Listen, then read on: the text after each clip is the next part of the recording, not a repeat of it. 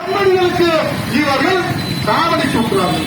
இந்திய நாட்டு மக்கள் பிறகு வாக்களித்த மக்கள் அவர்களுக்கு எங்கே பணம் கொடுத்திருக்கிறார்கள் என்று சொன்னால் வாழ்வாதாரத்தினுடைய கஷ்டங்களை கொடுத்திருக்கிறார்.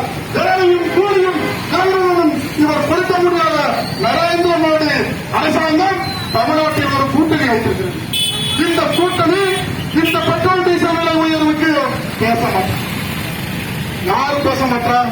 அன்புமணியாளர் பேச மாட்டார். அது மட்டுமல்ல, அந்த கூட்டணி நடத்துகிற சீக்கிரவாசம் இருக்க மாட்டார்.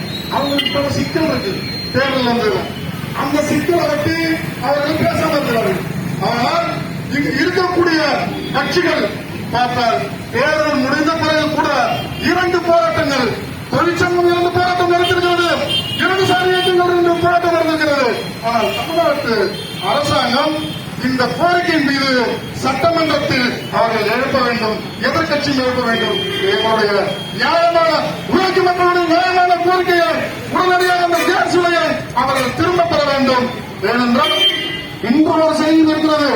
இந்த மாநிலத்தில் இந்த மாவட்டத்தில் எடுக்கக்கூடிய எரிவாயுவை இங்கு இருக்கக்கூடிய பன்னாட்டு முதலாளிகள் தான் அதை செலவழிக்கிறார்கள், அதை பயன்படுத்துகிறார்கள்.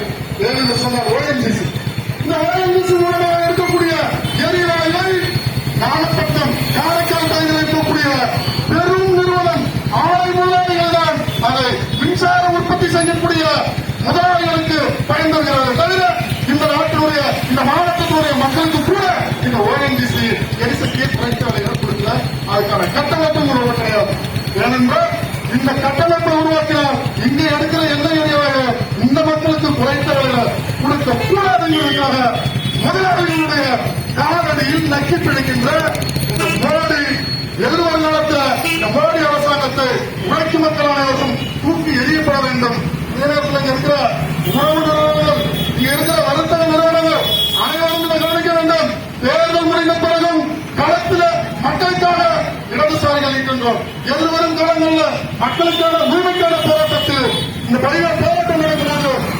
ஆதரவு தந்து இடதுசாரி கட்சிகளை பலப்படுத்துங்கள் என்று சொல்லி இந்திய கம்யூனிஸ்ட் கட்சி மார்க்சிஸ்ட் லெனினிஸ்ட் கேட்டுக்கொண்டு விடைபெறுகிறேன். நன்றி வணக்கம்.